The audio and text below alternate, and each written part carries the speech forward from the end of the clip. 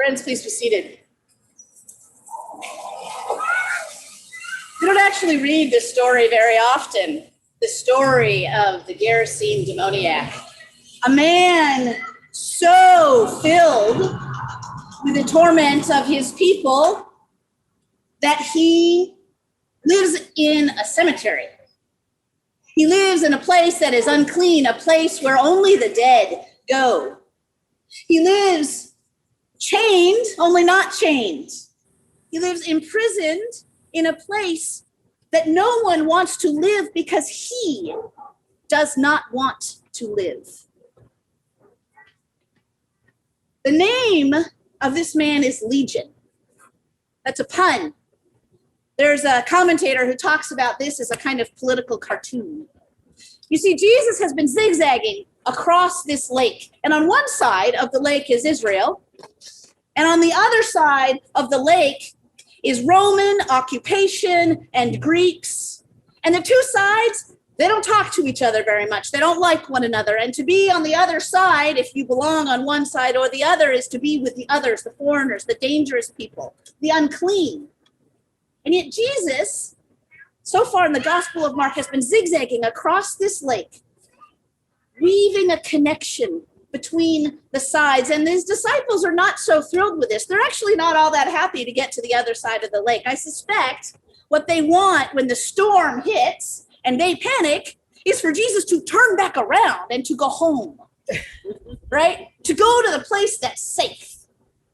Go back to their homes and their houses, to the side of the sea that they know very well as fishermen.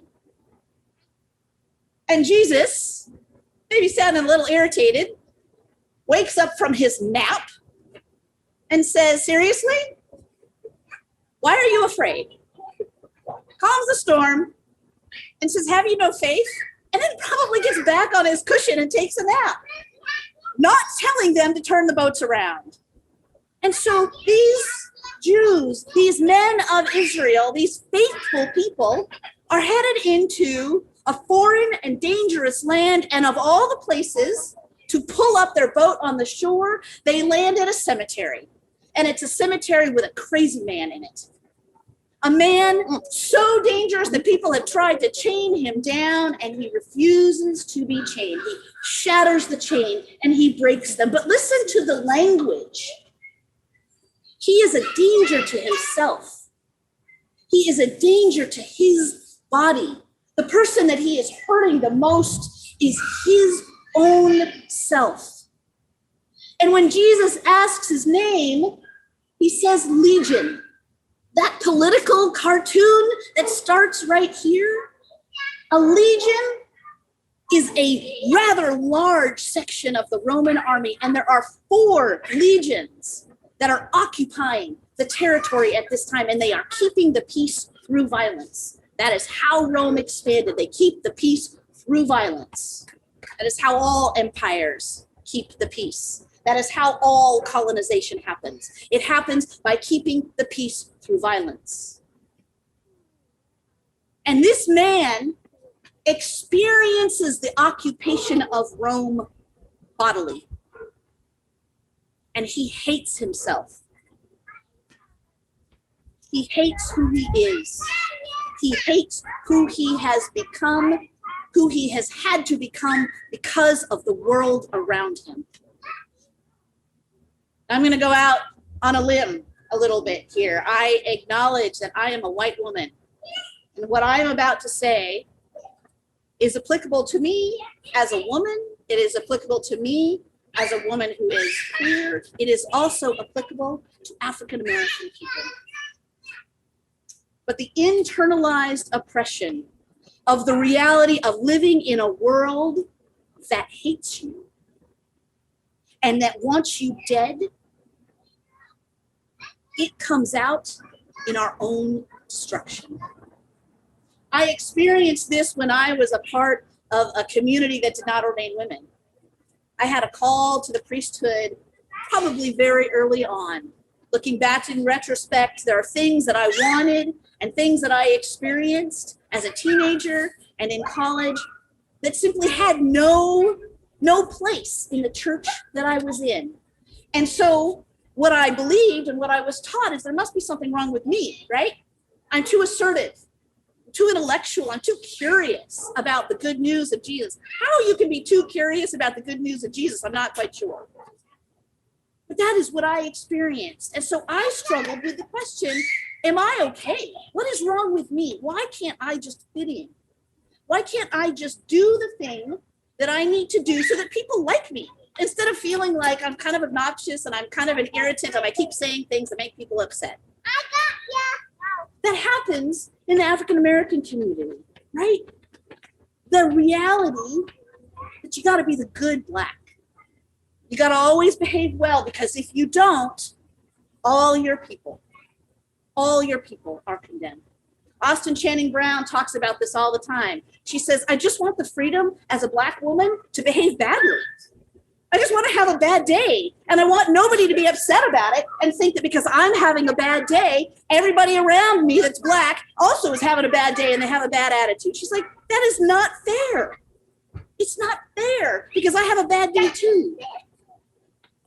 That internalized oppression, the ways in which we do our best to tell the world around us that we're not like that person. We're not the dangerous person. Our bodies aren't dangerous. Our people aren't dangerous. We're not going to upset your world. That is Legion. That is Legion being filled with the reality of colonization and violence around him. That is Legion living in his body the reality that he cannot be free, that he cannot be who God has created him to be. And yet, what we heard in the letter to the church at Ephesus is all of us have gifts. All of us are created in the image of God. All of us are filled with the Spirit of God. In the Episcopal Church, we believe that in baptism, we experience this confirmation and reception of the Spirit of God that transforms who we are and that calls us to live in freedom and liberation and in hope and in justice. When Jesus lands in this cemetery, in this place of darkness, of uncleanness, of death, of a man hurting himself, a young man, a young woman cutting himself because the only person that they have control over is their own body. When Jesus lands in this place, Jesus offers freedom and liberation. And then he says something so beautiful. He says, go home. Go to your family. Your job isn't to come with me. Your job is to go home. Be with your family, the family that you have not been with. And you tell them of the freedom that God has given you. Every single one of us internalize our oppression in some way. Every single one of us buy into the lies of the world around us. And those lies, they change depending on the color of our skin and the shape of our bodies. And as our bodies change shape over time, the lies change. Because the point of the lies is to keep us in our place, to keep us silent, to keep us from speaking out, from calling it what it is, from resisting the injustice of the world around us. The point of the world is to separate us from those things that love and give us energy and hope. And so today, as you hear this story of this man imprisoned in a cemetery, as you hear this story of a man freed from death, a man invited to go back home and to live, ask yourself, what are the ways in which you have internalized the lies of the world around you? What are the ways those lies tell you you should be someone other than who you are? And know that Jesus stands right alongside you and is inviting you to become who you have been created to be, the beautiful, magnificent, gifted, joy-filled, loving person of God that all of us are created to be. Amen.